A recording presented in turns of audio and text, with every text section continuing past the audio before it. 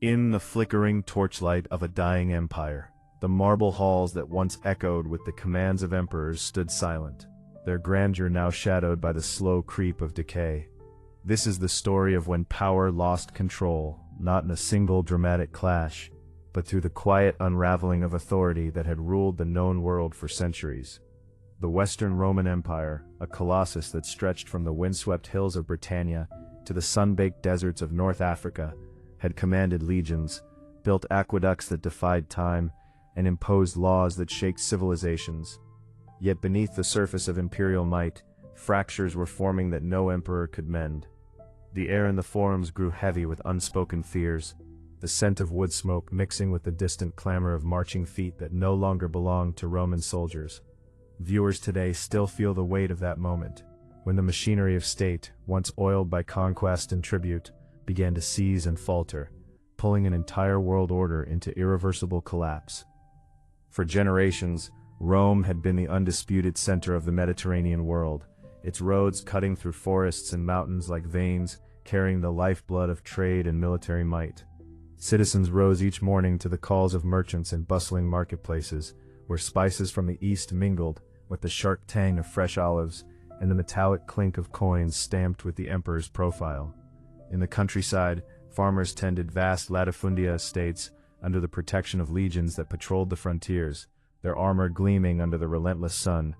Children played in the shadow of triumphal arches, commemorating victories over distant barbarians, while senators debated in the curia with the confidence of men who believed their republic-turned-empire would endure forever. Daily life pulsed with routine certainty, baths steaming with heated waters, theaters alive with laughter and drama, and temples where incense rose in prayers to gods who seemed to bless Roman dominion without question. This was the world before the cracks widened, a civilization so vast it appeared eternal, its power woven into the very fabric of stone, law, and custom. Yet even in these days of apparent stability, invisible warning signs whispered through the empire's vast territories. Economic strain mounted as inflation gnawed at the value of currency, with debased coins passing from hand to hand, their silver content diluted like the fading loyalty of provincial governors. Barbarian tribes pressed against the Rhine and Danube frontiers, not always as invaders, but as migrants seeking land and opportunity within the empire's borders, their campfires dotting the horizons like distant omens. Corruption seeped into the administration, where tax collectors grew richer, while the imperial treasury strained under the burden of endless military campaigns. Plagues swept through crowded cities, leaving ghost towns in their wake, and decimating the manpower that legions desperately needed. No single disaster announced the end, but 1,000 small erosions, failed harvests, ambitious generals eyeing the throne, and emperors assassinated in palace intrigues, accumulated like sediment in a once clear river. The people sensed the unease in the silence between proclamations, in the hesitance of couriers bearing news from distant frontiers, but few dared voice what lingered in the air, the growing sense that Rome's grip was slipping. As the 3rd and 4th centuries unfolded, rising tension gripped the empire like a gathering storm. Civil wars erupted with alarming frequency, as rival claimants to the purple tore the state apart in bloody contests that drained resources and loyalty. The division of the empire into eastern and western halves, intended to ease administration, instead created rival centers of power that often worked at cross purposes. Along the borders, foederati, barbarian allies settled inside Roman lands, grew restless, their warriors serving under Roman banners, yet owing allegiance first to their own kings. In the cities, bread riots broke out when grain shipments from Africa faltered, the angry shouts of the urban poor echoing through forums once reserved for civic discourse. Senators and emperors alike issued edicts promising restoration, their words heavy with the rhetoric of past glories, yet the legions marched with fewer veterans and more mercenaries whose loyalty could be bought or broken.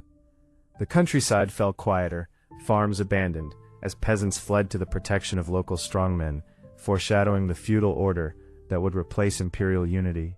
Still, the machinery of power churned on, its operators blind to how deeply the foundations had rotted beneath them. Key decisions born of desperation and miscalculation accelerated the slide into chaos.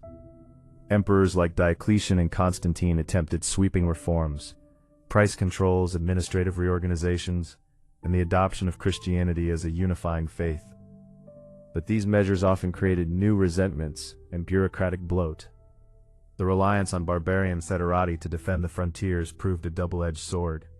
Leaders such as Stilicho navigated alliances with Visigothic kings like Alaric, balancing fragile pacts that bought time at the cost of Roman prestige. Heavy taxation crushed small landowners, driving them into the arms of wealthy patrons and eroding the tax base that sustained the state. When pressures from Hunnic migrations pushed Germanic tribes westward in greater numbers, the response was fragmented. Some provinces fortified, others negotiated independently, fracturing the illusion of central command. These choices, made in marble palaces amid flickering oil lamps, seemed pragmatic at the time, yet each compromise weakened the emperor's monopoly on legitimate violence and resource extraction. The empire's power, once absolute, became negotiated, contingent, and increasingly hollow. The moment the system began to fail arrived not with thunderous fanfare, but in the weary footsteps of armies that no longer answered solely to Rome. In 410 AD, the Visigoths under Alaric, after years of frustrated negotiations and broken treaties, sacked the Eternal City itself. For 3 days, the streets that had known only triumph rang with the sounds of looting, shattered pottery, cries of the defeated, and the crackle of fires consuming centuries of accumulated wealth. The psychological blow reverberated across the Mediterranean. If Rome could fall to barbarians, what remained of its invincibility? Subsequent emperors in the West struggled to maintain even nominal control as provinces slipped away. Britain was abandoned, Gaul fragmented, and Africa lost to Vandal incursions. The final deposition came in 476 AD, when the Germanic chieftain Odoacer forced the young Romulus Augustulus, the last Western emperor, to abdicate. No grand battle marked the occasion, only the quiet transfer of imperial regalia to the Eastern court in Constantinople. Power had not been seized in glory, but it simply evaporated, leaving a vacuum where once there had been the roar of legions and the stamp of imperial authority. In the aftermath, human consequences unfolded with devastating intimacy across every level of society. Families that had known only Roman law now navigated a world of tribal customs and local warlords. Trade routes withered as safe passage became uncertain, leading to famines that hollowed out once thriving cities. The silence in abandoned villas echoed with the absence of slaves and servants who had fled or perished. Libraries burned or crumbled, their scrolls lost to time. Social breakdown manifested in the rise of patronage systems, where loyalty shifted from distant emperors to nearby protectors, planting seeds of medieval feudalism. Fear stalked the nights, raiders on the horizon, disease in the water, uncertainty in every proclamation. Yet amid the ruin, ordinary people adapted with remarkable resilience, preserving fragments of Roman culture in monasteries and local traditions. The collapse was not total annihilation, but a painful reconfiguration, where the loss of centralized power forced humanity to rebuild from the scattered pieces of what remained. The long-term historical impact of this loss of control reshaped the trajectory of Western civilization in ways that still echo today. The vacuum left by Rome's fall allowed the emergence of successor kingdoms that blended Germanic warrior traditions with lingering Roman administrative practices and the unifying force of Christianity. From these fusions arose the medieval world, Charlemagne's empire, the Holy Roman Empire's claims to continuity, and the cultural revival that would eventually fuel the Renaissance. Legal codes, languages, and architectural forms carried Roman DNA into new eras, even as the idea of a universal empire persisted in dreams of restoration. The event underscored a profound truth about power. When it loses its ability to command consent and resources, it dissolves, leaving space for new orders to arise from the chaos. Historians still debate the precise weight of economic decline versus military pressure, but the outcome remains clear: a world order fractured, setting the stage for Europe's long medieval evolution and eventual global expansion centuries later. Yet as the torches dimmed on the last pretensions of Western imperial rule, a haunting realization settled over the ruins. The empire that had seemed destined to last 1,000 years had unraveled, not primarily through external conquest, but through the internal erosion of its own authority. Those who lived through the final decades could not have foreseen how completely the structures they took for granted would dissolve, how the certainties of citizenship, taxation, and military protection would give way to a more fragmented, localized existence. The collapse did not begin with chaos, it began quietly, in the slow accumulation of decisions that prioritized short-term survival over long-term cohesion. In the end, power lost control because it had forgotten the delicate balance between strength and adaptability, between command and the consent of those it ruled.